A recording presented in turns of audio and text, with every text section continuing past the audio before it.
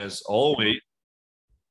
So the markets have been crazy back up again lately. And that's the time where I yet again strategize what I'm trying to think, what I'm buying. But hopefully you guys have been, enjoying these green days. It does not come for long. Hopefully it stays on for a while.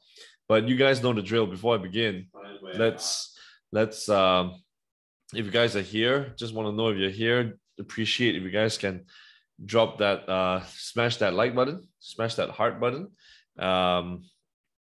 Just so that I know you guys are here. And because today we'll be talking about something quite exciting. We'll be talking about stock screeners. Yep. So let me share my screen in a little bit. But at the moment, do let me know. Again, you guys know the drill. If you're here, drop that hashtag live, right? Type in hashtag live so that I know you guys are here. If you guys are watching this on replay, click hashtag replay. I was supposed to go live half an hour ago because of daylight savings. So in a way, I forgot about that. I'll still be tuning in 5 p.m. unless PST, 5 p.m. PST, unless you guys want me to go on 6 p.m. Let me know. But yeah, today we'll be talking about stock screening. Let me share my screen a little bit. Okay. So screening is a process where we really need to consider before we buy any stock, right? Even in a down market, even in an up market, we need to have our own set of criteria. So this is, I'm thinking of topics that I want to share throughout, this bear market, or I mean, we're not in bear market territory anymore, but everything that I feel that all the sort of teachings that I do is I feel that we need to address and get ready for what's about to come or what might come, right? What might come will be an official bear market where S&P 500 actually follows through with the NASDAQ. And if, let's say, a recession does happen, because, to be frank, like what we said in the previous video, I see, a lot of these things actually happening. I mean, it's not a sure thing, right? I might be wrong. I mean, in fact, I am wrong at the current moment but I just felt like I needed to be more cash heavy. I just felt like I need to be in a position of power. So, I mean, for starters, guys, if you guys are watching right now and on replay, on live, let me know if you guys, how many percent cash are you guys holding, right? Are you 15% cash? Are you 10% cash? Are you 20% cash? 30%? Let me know, because, I deem that a decent amount, and there's no magical figure, right? It's not fixed, but I deem that the amount to be safe will be 20%. So I previously was around 5, 10. I didn't like it in my big dog account. I didn't like it. So, I trimmed, right? I trimmed Malaysian accounts. I trimmed some US accounts, stocks. So to get around 20, 25%. So I feel much better. And, I feel in a position of power doing so. Yep. So hopefully you guys are mindful of your portfolio management. So again, you do not have to follow me. You can be 5% invested and say, hey, Warren, luckily I did so because, you are wrong, right? The stock market is going back up. But anyway, I like to be safe. So I like to be hedging. I like to be safe. So what did I hedge? I bought Oxy, oil and gas company, good earnings growth. It's a perfect hedge, right? Warren Buffett bought them as well. And it's a solid company. Out of we talked about Devon, we talked about ConocoPhillips, we talked about Oxy. Out of all these guys, in terms of solid fundamentals, Oxy, in my opinion, is very, very solid. So I bought it because it's a hedge, obviously, and regardless of all price swings, their earnings are still going to get better, because their earnings got better ever since all starts to hit around 70, 75, and now it's already 100. So yeah, definitely the earnings are going to get better. So it's fundamental driven decisions, not just stock price, not because only because, you know, Warren Buffett bought it. So yeah, this is my thought process. And before, you know, we choose specific stocks, we need to screen, right? How do you screen your stocks? So again, I'm not a financial advisor. Hopefully I share my experience. I share what I've been going through, everything transparently. Hopefully it helps. Okay. So how do you screen your stocks? Now, I'm going to start with a quote from Joel Greenblatt. This guy is phenomenal investor, value investor, right? He mixes in a little bit of growth, right? But value more. And he said, if you spend your energies looking for and analyzing situations not closely followed by other informed investors, your chance of finding bargains greatly increases. Now, what does he mean? He means that you do not have to follow people to invest. The better, you know, people are not eyeing or, you know, putting in the crosshairs of this particular company, the better your chances of success. That's what he means. Success lies in those that are not, you know, for example, I'm not quoting an example that I'm saying that this guy is a winner for sure, but I'm trying to say Himax, right? Other informed investors will be, you know, big boys, Wall Street, institution, whatever. Himax is a company that we traded, right, for the public portfolio. And this is like, you know, dominating 50% market share in the smartphone space for their chips is actually crazy. So that's an example. You know, Himax not getting known, they're profitable, suitable for this environment, right? Their PE is like single digits. Stock price will be going up from $10 to $11. I haven't bought in yet. But yeah, what he means is that if you spend your energies looking onto a specific and analyzing specific stocks that are not within the radar, it's most likely that, you know, your chance increases, right? So I want to share about Greenblatt's formula on stock screening. Again, guys, if you're watching this live right now, click hashtag live so that I know you're here. And if you're watching on replay, click hashtag replay, right? And I mean, another question I want to ask. So other than the first question, which is how many percent cash you guys are holding, how do you screen your stocks? What is the criteria for you guys to actually screen your stocks? So according to Greenblatt, his magic formula investing strategy has generated annual returns of 30%. Annual returns of 30%. Though they differ in their calculation of returns from the strategy, a number of independent researchers have found that the magic formula investing approach has appeared to show good results when back-tested compared to the S&P 500. Now, let me say something. The S&P 500 is not easy to beat. In a bull market, if the S&P 500 is actually, well, it is easy if you just, you know, invest a good chunk majority portfolio in Tesla, right? It is easy if you do that. But it is not easy if you have, let's say, 20 stocks or 30 stocks very well diversified, because the S&P 500, you know, steers the whole market, right? So when the S&P 500 is up 30%, if you can beat the S&P 500 by, you know, 5%, it's really good. It's most likely if you have been hedging nicely, going into oil, you know, XLEs and whatnot, it's most likely that your portfolios will be doing very good this year. Well, it's yet to be seen, right? This year, S&P 500 might climb back up, you know, up 5%, 10% at the end of the day, at the end of 2022, you know, but most likely we need to beat S&P 500 by thinking otherwise. We need our own screener, right? So this is the formula for his screener. Number one, ensure you exclude any financial or utility stocks when you choose your companies. He believes that if you want multi-baggers, if you want growth, utility stocks, financial stocks are not going to get you there because somehow it's capped. Yeah. Calculate each company's earnings yield. So what is earnings yield? Earnings yield is basically what are the returns you can actually get? What are the returns the company can get, right? The earnings that they can actually have, yielding to how much it's, you know, the value of the company. Yep. So how do we get this? EBIT, earnings before interest and taxes, divided by the enterprise value of the company. So remember, we talked about this. Enterprise value is basically a better representation of market cap because it considers in the debt of the company, it considers the cash of the company, right?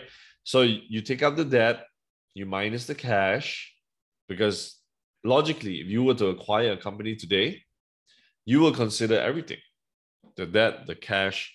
You take on the debt so that, you know how much it's worth after you take on the debt and buy over the debt, and you use the company's cash to pay off. So that's when you get enterprise value, right? So if you use the, and number two, this is actually very, it's good. You want to calculate the earnings yield because you want to know how well the company can earn in relation to, its enterprise value, right? In relation to how much you're paying for this company, what is the yield? So it could be 5%, it could be 10%, it could be 20%. Obviously, the more the better because the EBIT is higher than how much you're paying for. Yep. And bear in mind, in these bear market times or bad times, the number two is really, really good. This will really distinguish whether or not you are holding a winner. And I'm not talking about a winner in the stock market. I'm talking about a real winner in terms of whether or not they can perform, even though the stock prices are actually going down, right? So we need to navigate earnings. We need to navigate whether or not earnings are actually getting better and better for this particular company to determine if it's a winner. Now, what happens if you buy into this company? You've done your screening, okay? You've done your screening and the stock price actually falls down. What do you do if, let's say, that situation? Do we paper hand and do we sell it? Because number two is telling you that, hey, shit, this earnings yield is getting much better, right? It's getting from 15%, now 30%, because remember, market cap works the same way, right? The value of, the market cap of your company is actually dropping simply because the stock prices are dropping, but the earnings yield is telling you, shit, it's like a screaming buy simply because of that. Yeah. So calculate each company's return on capital, ROC. Return on capital. How do we do that? We take the EBIT divided by net fixed assets plus working capital. So the net fixed assets of the company, because the total assets of your company represents how much capital the company has. By taking the net fixed assets, you add in the working capital. That means current assets minus current liabilities equals working capital. How much does the company has essentially year over year to roll that cash back into the next year? That's working capital. How much do you have as working capital? Now, obviously, the more the better because you have more cash to play with. You have more working capital. But ROC will determine EBIT divided by your total capital, which is net fixed assets, plus the working capital. That will determine how much return on capital you can actually get on this company. Yep. So always remember, return on capital or ROE, I think we talked about this before in one of our lives. ROE, ROA, return on equity, return on assets. It basically means in a percentage, how much is your earnings, how much is that company's earnings capacity in relation to how much capital the company has.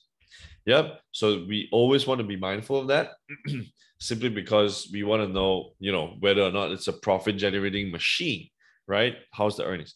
So number 4, rank selected companies by highest earnings yield and highest return on capital. Now, this is a screener because you already worked out what is your, earnings yield. You worked out what's your capital ROC. So you rank it. Right? You do everyone individually. Let's say your top 20 stocks, top 15 stocks. You do all these, these magic formulas. You rank it as per which one's the highest, and then you streamline again. Now, remember, in my way of investing, and most probably every other way we should do is that we should understand the qualitative analysis, how strong it is, how strong the company has, optionality, growth prospects, blah, blah. You know the usual drill. That is important.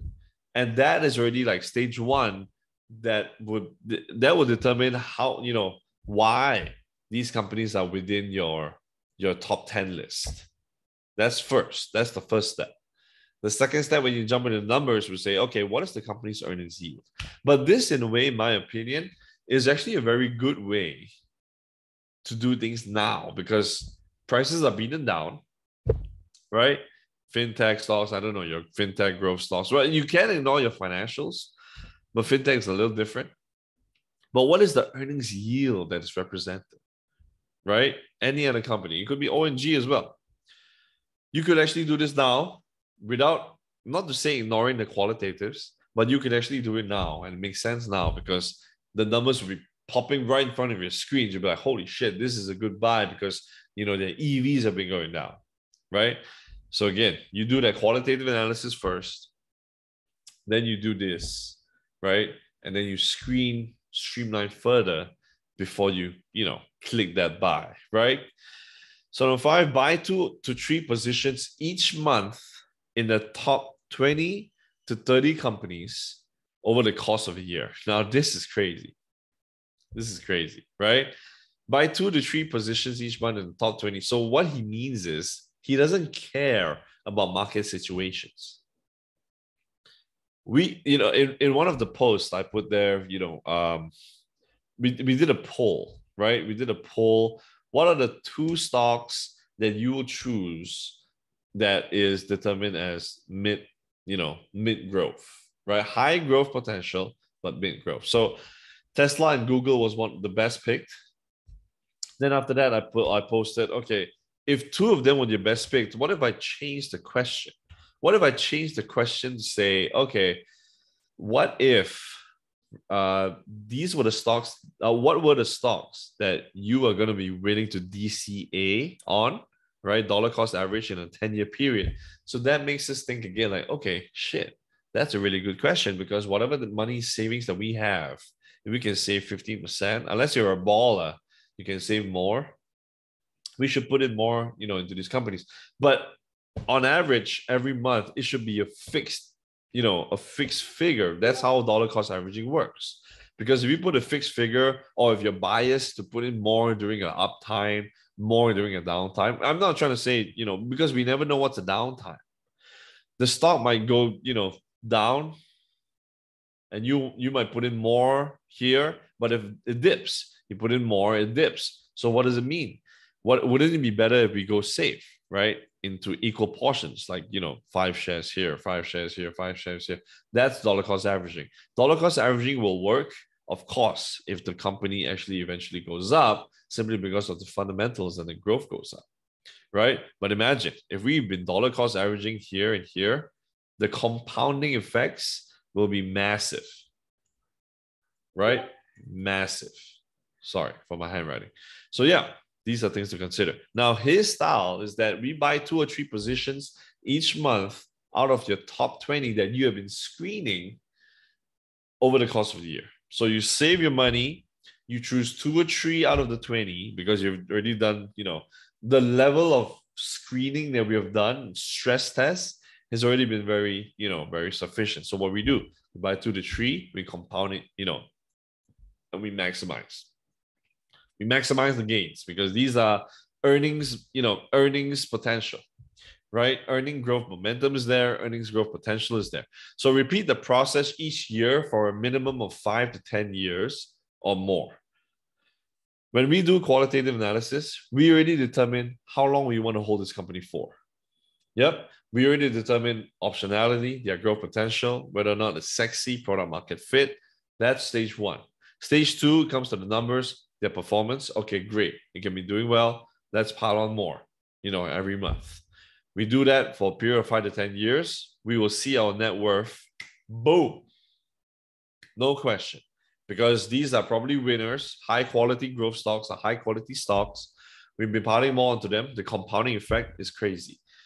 You could do this. You could do this to the S&P 500. In 20 years, you'll be reaching that $2-3 million milestone that we want to achieve, right? So this is very, very powerful. For this, I only screen for those with average daily volume of at least 100K shares, sorry, and market cap of above 100 mil. Now, this was actually a screenshot I did last year.